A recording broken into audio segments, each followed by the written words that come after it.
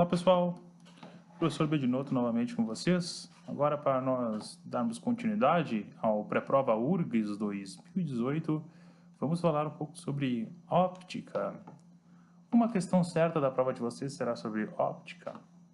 Às vezes aparecem duas questões sobre óptica. Nós iremos analisá-las, como irá cair na prova, todo o conhecimento que nós temos que ter para responder. Antes disso, vamos falar das nossas redes sociais, como vocês podem nos acompanhar, como vocês podem seguir os nossos resumos, seguir toda a parte da qual nós estamos desenvolvendo para vocês. Pode acompanhar no Facebook, YouTube, Instagram e Twitter através do curso Vaga Certa. Você pode mandar um e-mail para nós, uma sugestão, dúvida, crítica, através do curso vagacerta@gmail.com. Esse material é totalmente disponível para vocês. Vocês desejam imprimir, levar eles como consulta até antes da prova, fiquem à vontade, fiquem à vontade. Vamos lá. Nosso índice, o que nós iremos tratar? Iremos tratar sobre reflexão e refração da luz. Após isso, nós iremos tratar sobre espelhos planos, espelhos esféricos, côncavo e convexo, lentes, divergente e convergente, e o estudo das imagens. Isso será o que nós iremos tratar nesse nosso pré-prova de óptica. Reflexão e refração da luz. Luz, como nós vimos lá em ondas, é uma onda eletromagnética, né? Na qual a gente consegue sentir ela através dos nossos olhos. Essa é a definição de luz. Onda eletromagnética sensível à nossa visão. Em qualquer meio, a nossa luz, a velocidade da luz vai ser menor do que no vácuo. Por que no vácuo? Porque não tem atrito, né? Por essa razão, a velocidade da luz sempre será menor em outros ambientes do que no vácuo. Reflexão luminosa. E a nossa reflexão luminosa, né? Nada mais é o raio que está incidindo sobre uma superfície e ele é refletido.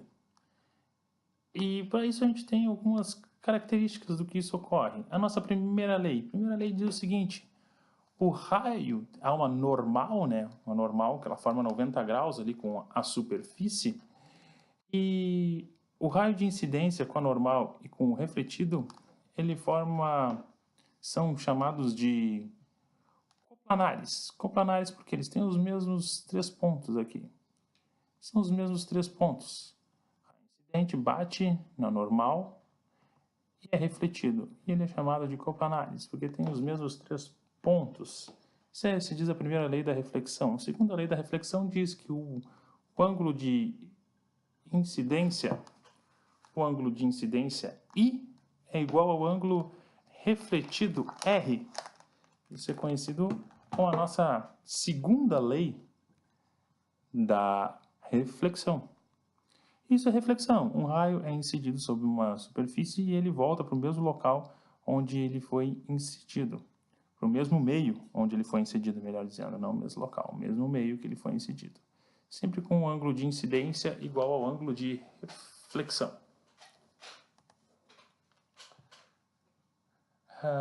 Refração luminosa.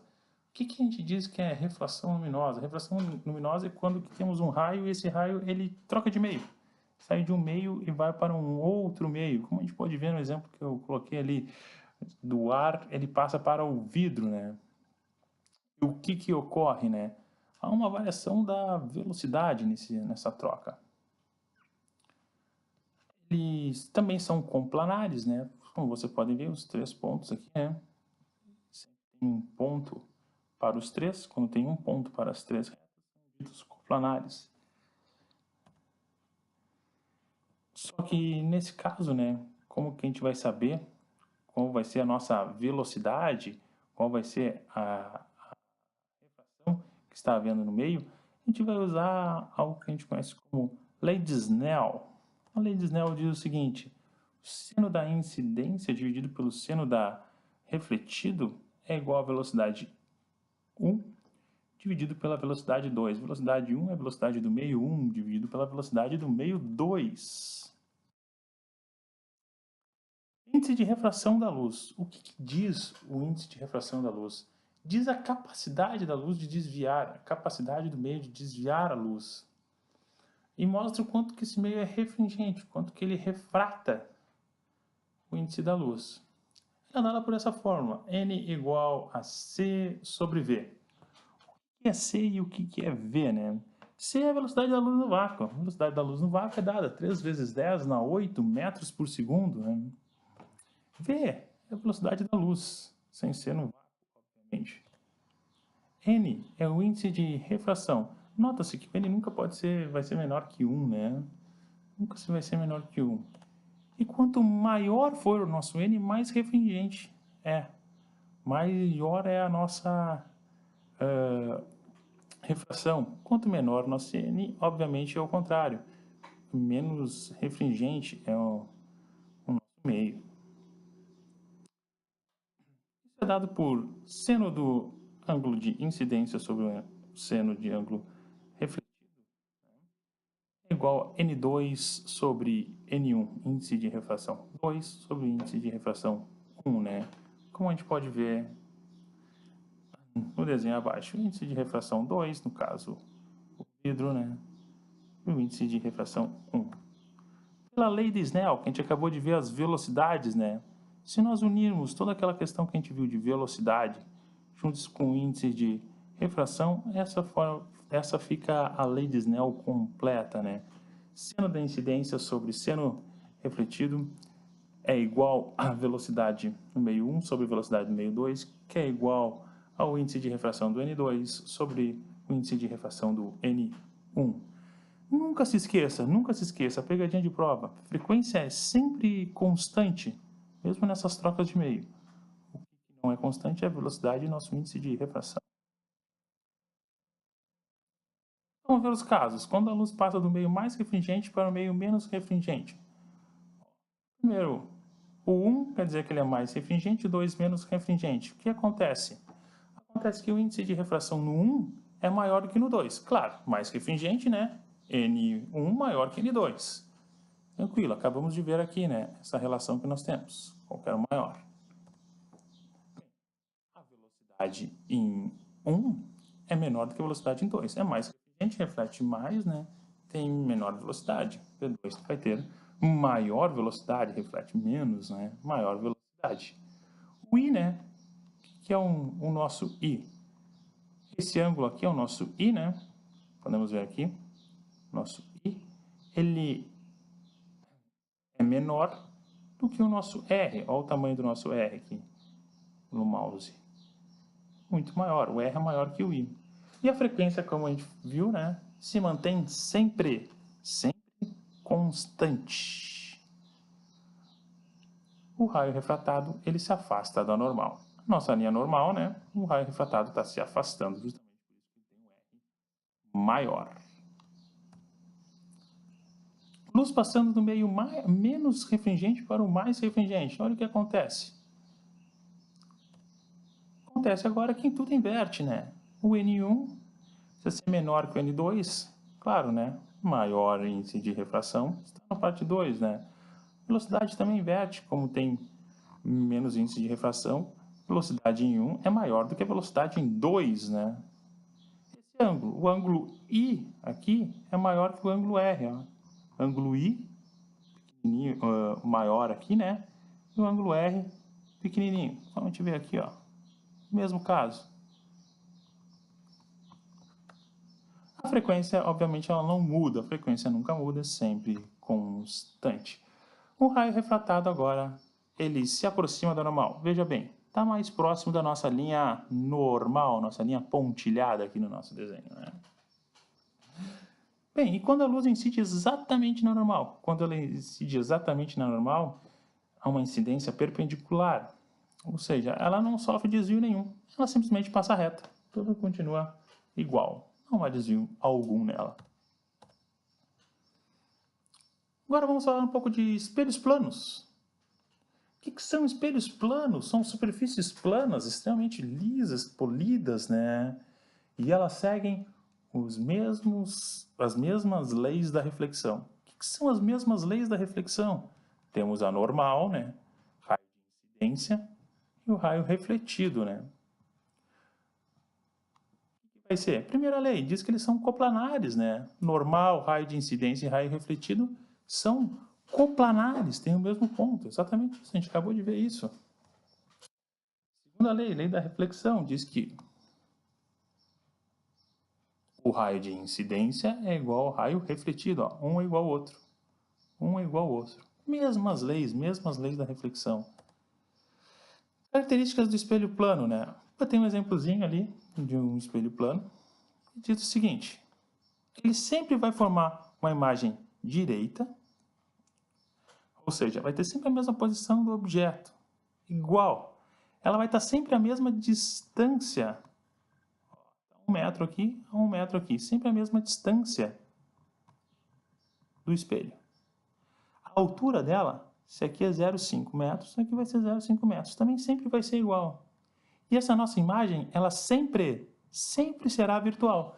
Bem, isso a gente consegue ver com espelhos planos, ou espelhos que a gente tem nos nossos banheiros, né? A gente consegue averiguar isso aí no banheiro. Se a gente olha, a imagem que tu está vendo ali não é real. Tu está vendo ali o teu rosto, é você, mas virtualmente, né? Não existe dois vocês. Você, né? Associação de espelhos planos. Quando tivermos dois espelhos planos, o que acontece? Quantas imagens nós iremos formar, né? Olha, veja o caso. Temos um ângulo ali, temos um ponto ali, uma pessoa, digamos. Temos dois espelhos. Quantas imagens será formado por esses espelhos, por essa associação dele? Ele é dado o quê? N igual a 360 graus dividido pelo ângulo menos 1. Vamos pensar um pouquinho nessa fórmula. 360. 360 é uma volta completa, né? É a volta da circunferência, dividido pelo ângulo. O ângulo que está sendo colocado ali, o nosso alfa, né? Nosso alfa, o ângulo. Por que menos 1? Menos 1 justamente porque é você. Digamos que seja você que esteja aqui. Menos 1. Esse é o número de imagens que será formado. Se o ângulo for 60, basta 360 dividido por 60 menos 1. Se for 30, mesmo caso, e assim sucessivamente. Bem, quando esse alfa for zero, né, nós teremos infinitas imagens formadas. Exercício da prova da URGS.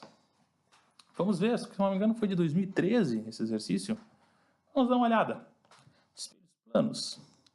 Nos diagramas abaixo, representa um objeto luminoso que será colocado diante de um espelho plano, perpendicular à página, ambos imersos no ar.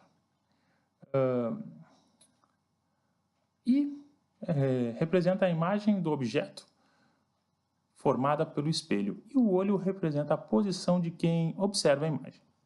Qual dos diagramas abaixo representa corretamente a posição da imagem e o traço dos raios que chegam ao observador? Bem, ele quer saber os raios que chegam ao observador.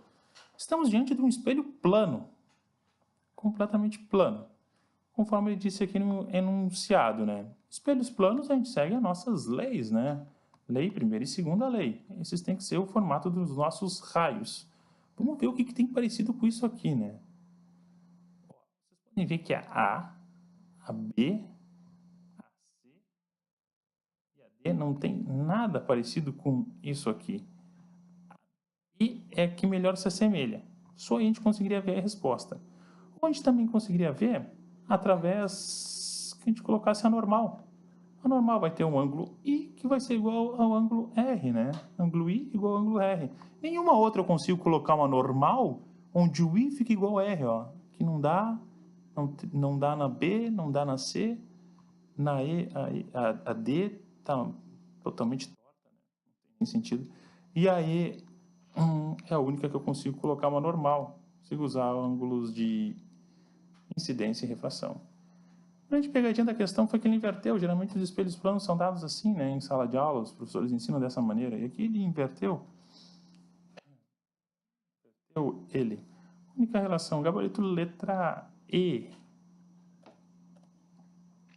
Espelhos esféricos, né? Vamos falar um pouco sobre espelhos esféricos.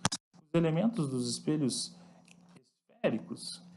Os espelhos esféricos podem ser ou côncavo, né? ou convexo. O que são os espelhos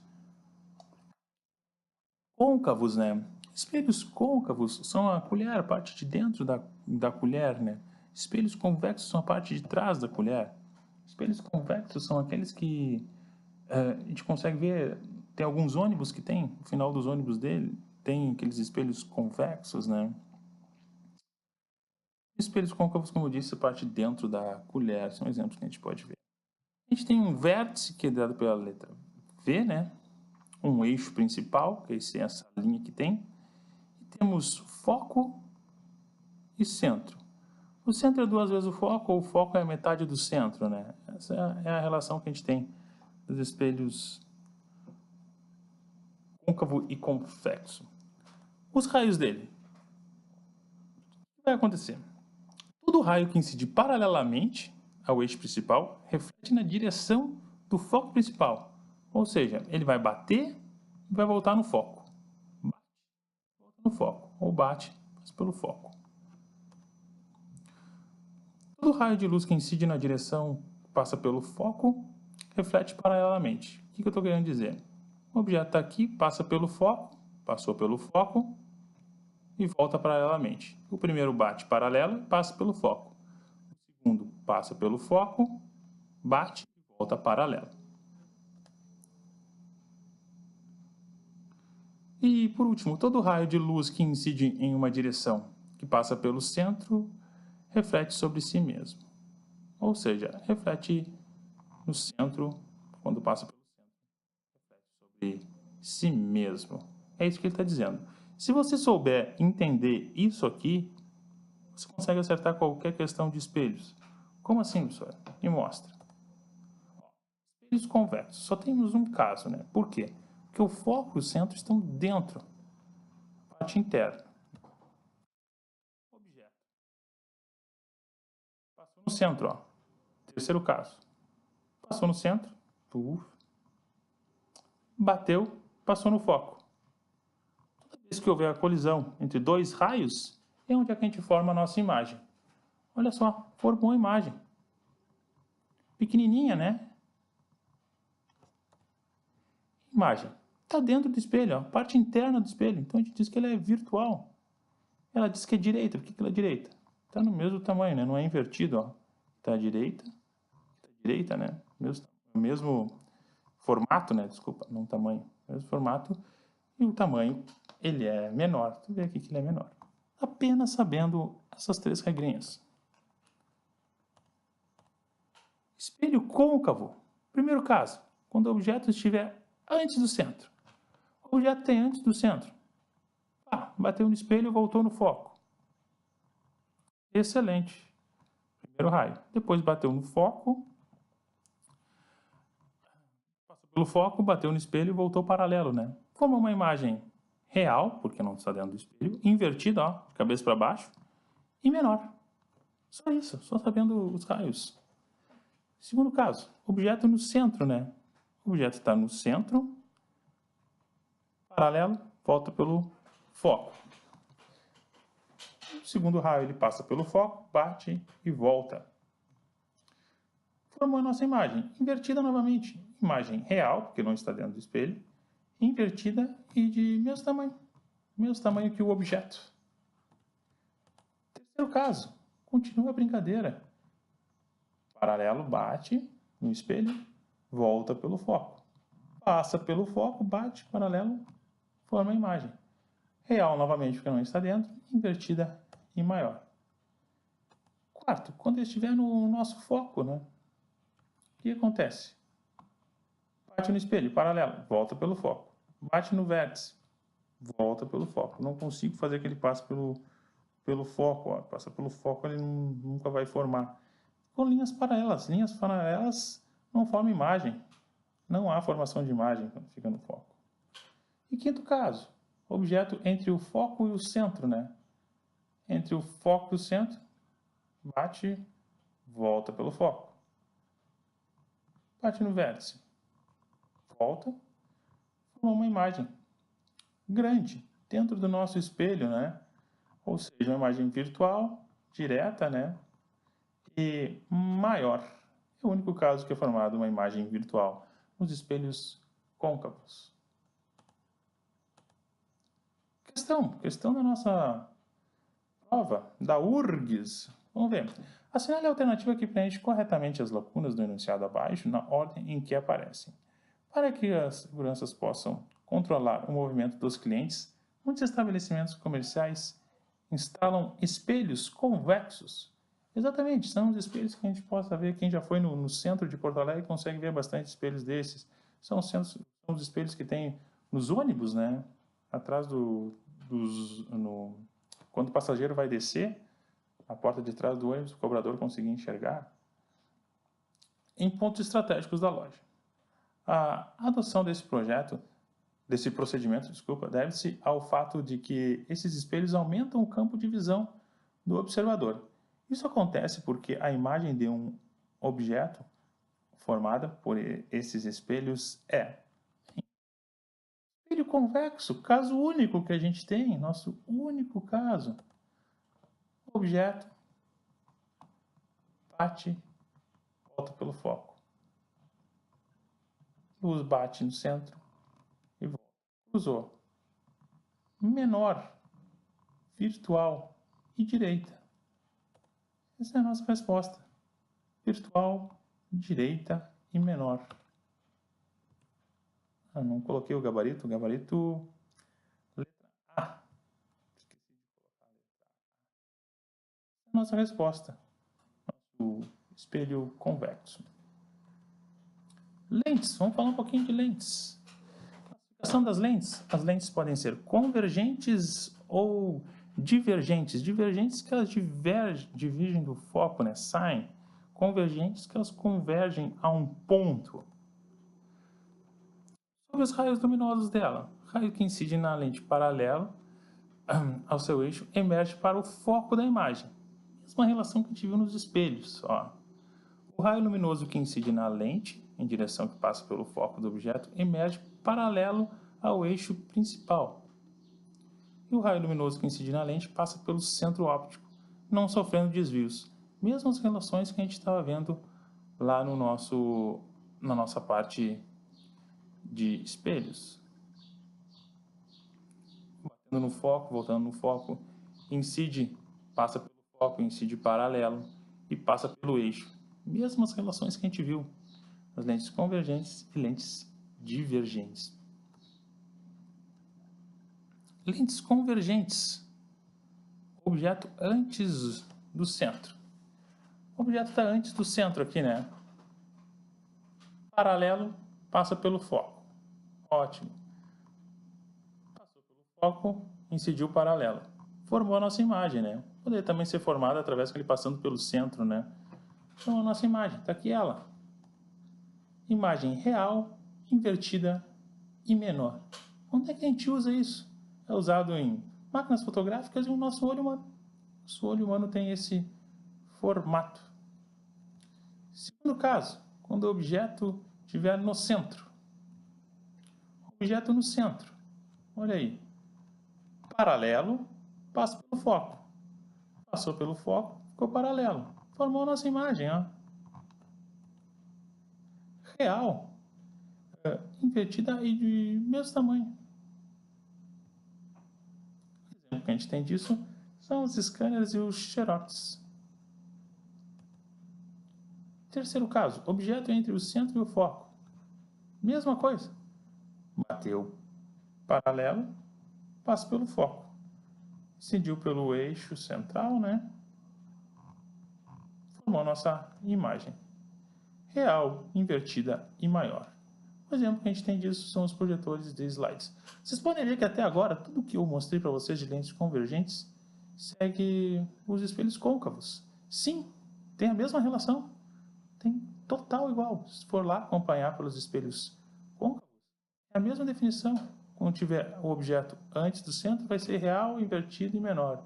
Quando estiver no centro, vai ser real, invertido e do mesmo tamanho.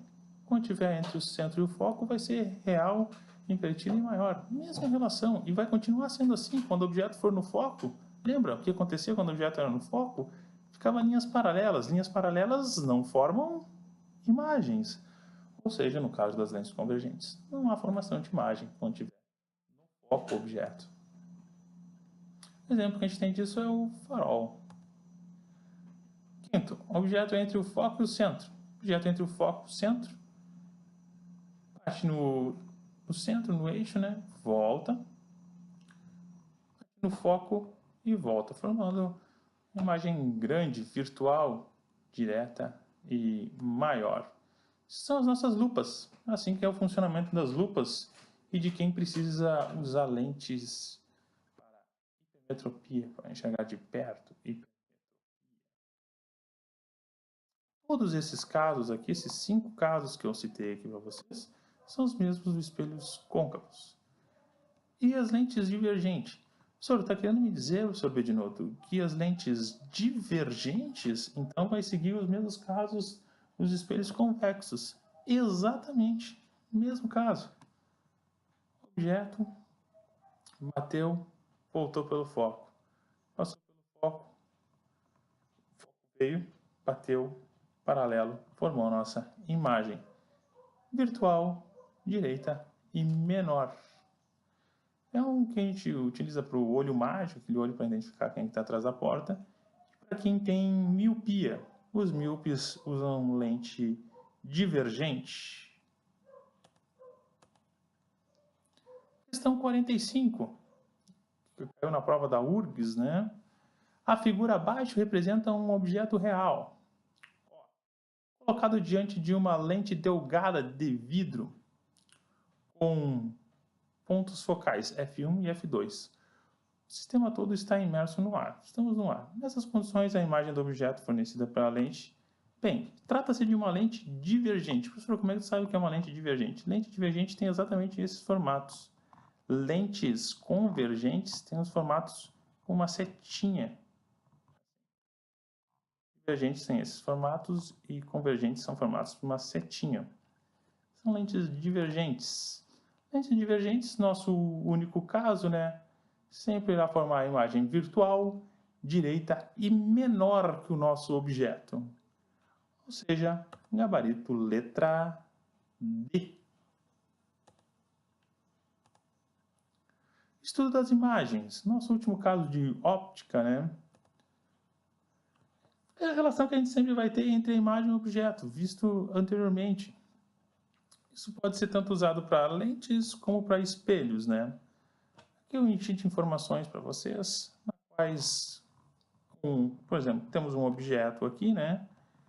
Temos P, F é a distância até o foco, P é a distância do objeto até aqui, P' que nós iremos formar, já iremos analisar. I é o tamanho da nossa imagem que foi formada. Vamos averiguar todos esses detalhes. Equação dos pontos conjugados, né?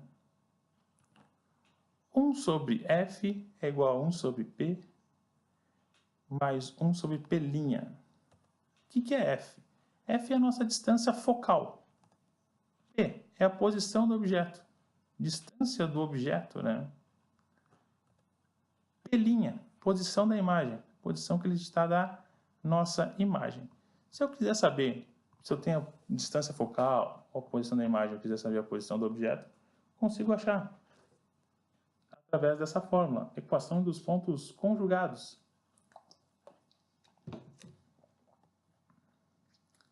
Aumento linear transversal. O que é isso? O aumento que a gente vai ter da imagem.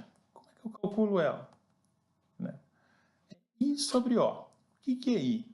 I é o tamanho da nossa imagem, né? E O é o tamanho do nosso objeto. O tamanho do nosso objeto aqui, ó. Tamanho da nossa imagem. Ou pode ser dado um menos P', né? Posição da imagem, dividido por P.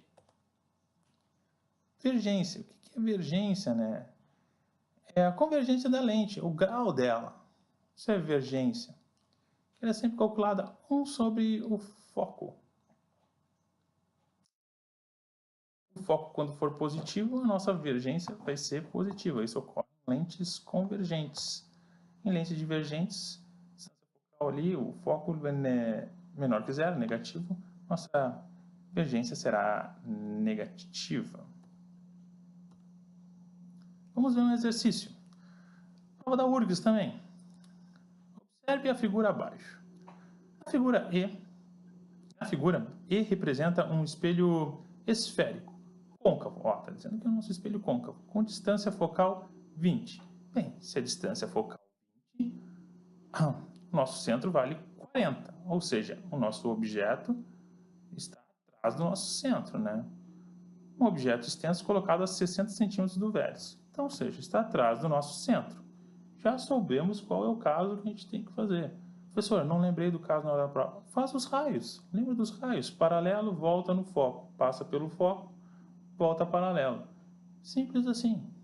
Assinale a alternativa que preenche corretamente as lacunas enunciadas na ordem em que aparece. A imagem do objeto formado pelo espelho é aqui, ó, antes do centro. Pá! Bateu no espelho, voltou pelo foco. Passou pelo foco, bateu no espelho, voltou. Formou a imagem aqui. Real, né, porque não está dentro do espelho. Invertida de cabeça para baixo, né? E menor. O que é? Vamos olhar as alternativas. Real, só temos, pode ser A ou a B. E invertida. Só aí acabou a nossa questão. Já marcaríamos a letra B e iríamos felizes para a próxima questão. Só que ele diz assim, situa-se a qual distância do vértice a nossa imagem, né? Quer saber essa distância aqui, até o vértice, né? Formou aqui até o vértice. Qual foi a nossa distância? Vamos usar a nossa fórmula, né? 1 sobre a distância foco é 1 sobre 20, né? Está dizendo 20. A distância do objeto, 1 sobre 60, mais o pelinha, que é o que eu quero saber. Vocês subtraindo para o outro lado, né? 1 sobre 20 avos menos 1 sobre 60 avos é igual a 1 sobre pelinha, que é o que eu quero saber. A distância da minha imagem até o vértice, né? Fazendo esse MMC, 3 menos 1 sobre 60, igual a 1 sobre pelinha, inverte ambos os lados, dá 30 centímetros, exatamente. Bingo! Gabarita letra B. Tranquilo, pessoal? Isso aí foi o que nós vimos de óptica. Beleza? Eu desejo a todos vocês uma excelente prova, tudo de bom. Seguem nossas redes sociais para vocês nos acompanharem. Iremos fazer a correção da prova assim que obtivermos ela, né? Vocês acompanhem, comentadas, iremos fazer comentários sobre toda a prova. Siga-nos no curso Vaga Certa, Facebook, YouTube, Instagram, Twitter.